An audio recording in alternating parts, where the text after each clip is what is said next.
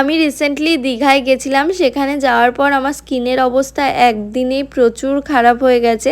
স্কিনে তো ট্যান পড়েছেই, তার উপরে স্কিনে প্রচুর পিম্পলস বেরিয়েছে। আশা করি তোমরা আমার স্কিনটা দেখেই বুঝতে পারছো। দীঘায় গিয়ে জানো তো আমি ব্লগ বানানো শুরু করেছিলাম, কিন্তু সেই ব্লগ আমার আর শেষ করা হয়নি, তাই আমি দীঘার কোনো ব্লগই পোস্ট করতে পারিনি। আমি ভেবেছি আমার স্কিনটাকে ঠিক করার জন্য কয়েকটা হোম রেমেডি ট্রাই করব। তো আমি কি ইউজ করছি সেটাও আমি তোমাদের সাথে মিনি ব্লগের মাধ্যমে শেয়ার করব।